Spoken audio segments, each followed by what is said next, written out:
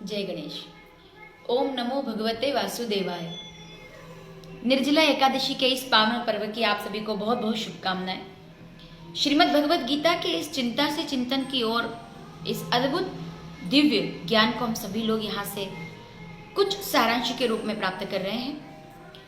गीता के पहले अध्याय का पहला श्लोक हम सभी ने इसके पहले वाले भाग में वीडियो में सुना है। धर्म क्षेत्रे कुरुक्षेत्रे समवेता युयुत्सव। हम धर्म की चर्चा की ओर आगे बढ़ रहे हैं कि धर्म क्या है। वस्तुतः पुराणों और ग्रंथों के अनुसार जो धारण किया जाए, जो धारण करने योग्य है, वो धर्म है। रामचरितमानस इस बात को कहती है, अयोध्या कांड 94 दोहा 3री चौपाई के धर्म न दूसर सत्य समाना आगम निगम पुराण बखाना। जो आपको जागृत कर दे वही आपका धर्म है, जो धारण करने योग्य है वही आपका धर्म है। जैसे कि हर व्यक्ति अपने धर्म की व्याख्या अपने अनुसार समझता है, करता है और उसे धारण करता है। एक छोटी सी कहानी के माध्यम से आइए हम भी कोशिश करते हैं ये समझने की कि आखिर धर्म क्या है और वो हमें कैसे जागृत करता है। कैसे किसी एक छोटी सी बात से हमारा धर्म हमारे अंदर के आत्मज्ञान को जागृत करके और हमें एक अच्छे मार्ग की ओर और एक नई विचार क्रांति की ओर अग्रसर कर सकता है। एक छोटी सी कहानी आइए निर्जला एकादशी के इस व्रत पर सुनते भी हैं और समझने की कोशिश करते हैं कि धर्म आखिर क्या है। एक राजा ने अपने राज्य में एक बहुत अच्छी नर्तकी को, जो गायन और वादन के साथ, नृत्य के साथ लोगों का मन बहलाया करती थी, अपने राज्य में उसे आमंत्रित किया और अपने आसपास के राज्य के राजाओं को उस आयोजन में सम्मिलित होने के लिए निमंत्रण भेजा। अपने गुरुओं को, संतों को, साधुओं को बुलवाया। सभी लोग उसमें सम्मिलित हुए। एक अच्छे आयोजन का प्रारंभ हुआ। नर्तकी नृत्य करने लगी। बहुत समय बीत जाने पर जब सभी लोग आनंद प्राप्त कर रहे थे और तभी नर्तकी देखती है कि उसके साथ संगत करने वाले, साज-बाज वाले कुछ लोग सो रहे हैं। अब वो उनसे ये नहीं कह सकती नृत्य के दौरान, गीत और गजल के दौरान, कि उन्हें जागना चाहिए क्योंकि राजा और पूरी सभा उन्हें देख रही है। तो वो उनको एक दोहे के माध्यम से इंगित करते हुए अपने साथ वाले लोगों को जगाने की कोशिश कर रही है और वो एक दोहा कह देती है नृत्य के बीच में। नाचते नाचते वो कहती है कि बहुत गई थोड़ी रही, पल पल रहा बिताए, एक पल के कारजे कहीं कलंक ना लग जाए। इस दोहे का सीधा सा मतलब ये था कि वो कहना चाहती थी कि बहुत समय बीत गया है, जागो, इस आयोजन को पूरा करो, कहीं एक नींद हमारे इस पूरी मेहनत पर पानी ना फेर दे और कलंक ना लग जाए कि हमने अपना कार्य पूरा नहीं किया। ये दोहा इससे पहले कि संगीत के लोग समझ पाते, साज-बाज वाले लोग समझ पाते, उसके पहले ही उस सभा में विद्यमान श्रेष्ठ गुरु उस सभा को त्याग करने के लिए तैयार हो गए और राजा से उन्होंने कहा कि नर्तकी को उचित पुरस्कार दिया जाए, मैं यहाँ से जाने वाला हूँ। राजा ने गुरुदेव को रोका।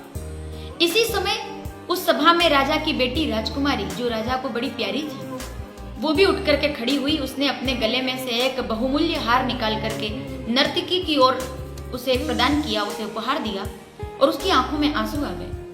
उसी समय तत्काल राजा का बेटा राजकुमार अपने गले में से बहुत बहुमूल्य मोतियों की माला तोड़ता है और नर्तकी की ओर उपहार के स्वरूप में उसे देने के लिए वो जब हाथ बढ़ाता है तो राजा ने नृत्य पूरा होने के पश्चात सबसे पहले गुरुदेव के चरण पकड़ करके पूछा कि गुरुदेव, मुझे समझ नहीं आया, आप अचानक से उठ करके खड़े हो गए और आपने नर्तकी को उपहार देते हुए सभा छोड़ने की बात कह दी, मुझे समझ नहीं आया। तो गुरुदेव कहते हैं कि नर्तकी ने जो दोहा कहा उसने मेरी आंखें खोल दी। उसने मुझे बताया कि मेरा धर्म आखिर है क्या, मेरा धर्म मुझे पुकार रहा है।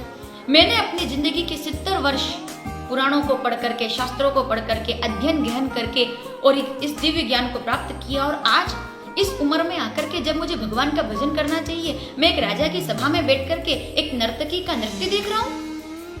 बहुत गई थोड़ी रही, पल पल रहा बिताए, एक एक मिनट बीत रहा है मेरी जिंदगी का और बहुमूल्य समय मैं यहाँ बर्बाद कर रहा हूँ। तो नर्तकी की ये बात मुझे भा गई और मैं इसी समय इस सभा को त्यागने का निर्णय कर चुका हूँ।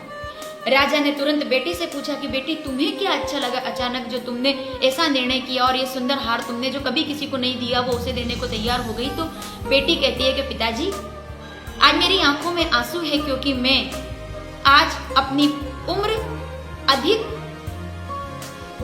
बहुत ज्यादा उम्र मेरी हो चुकी है। मेरा विवाह अब तक हो जाना चाहिए था, लेकिन आपने राज काज की व्यस्तता के कारण मुझ पर ध्यान नहीं दिया और मेरा विवाह अब तक नहीं हुआ, तो आज रात्रि को अपने कुल को कलंक लगा करके मैं इस घर को छोड़ करके किसी के साथ जाने वाली थी। लेकिन जब नर्तकी ने कहा कि एक पल के कार्य है, कहीं कलंक ना लग जाए, तो मेरी आंखें खुल गई कि मेरे पिता ने बहुत मेहनत से ये राज्य बनाया है, बहुत मेहनत की है, अपना यश कमाया है, और मेरे एक गलती के कारण कहीं इनको कलंक ना लग जाए। तो आंखों में आंसू आ गए और मैं जाग गई, मेरा धर्म जाग गया। बेटे से पूछा कि तुम्हारा धर्म कैसे जागा, तो वो कहता है कि पिताजी आप बूढ़े हो गए, मेरे कुछ मित्रों ने मुझसे कहा कि तुम्हें राजा बनना चाहिए, और तब भी आपने मुझे राजा बनाने के लिए कोई विचार नहीं किया, तो मैं आज रात्रि में आपका वध करने वाला था। लेकिन जब नर्तकी कहती है कि बहुत गई थोड़ी रही, पल पल रहा बिताए, तो मुझे मेरे ज्ञान चक्षु खुल गए, मेरा धर्म जाग गया कि पिता आखिर मेरे हैं, मैं इनका बेटा हूं, ये राज्य मेरा ही तो है, तो मैं आपका वध क्यों करूं। नर्तकी ने मेरी आंखें खोल दी, इसके लिए मैंने उसे ये उपहार दिया। आखिर में राजा की आंखें खुल गई, उनका धर्म जाग गया। तुरंत उन्होंने सदगुरुदेव अपने गुरु को प्रणाम करके उनको विदा किया, अपनी बेटी के विवाह की तारीख तय कर दी, और उसी समय अपना मुकुट उतार करके अपने बेटे के सिर पर रख करके उसे राजा बना दिया। ये सब देख करके और राजा स्वयं भी अपने गुरुजी के साथ सन्यासी हो गए, सब कुछ ठीक हो गया। लेकिन सुनने वाली बात यह है कि ये सब देखने के बाद नर्तकी का ज्ञान भी जागृत हो गया कि मेरे एक दोहे को बोलने से, मेरे एक शब्द से इतने लोग जागृत हो गए, तो क्यों ना मैं क्यों नाच गा करके अपना जीवन व्यर्थ करूं, थोड़े से उपहार के लिए, थोड़े से पैसे के लिए। तो नर्तकी का भी ज्ञान जागृत हो गया और उसका धर्म जागृत हुआ, और वो कहती है कि लोगों के सामने नाचने से तो अच्छा है कि मंदिर में बैठ करके भजन करूंगी।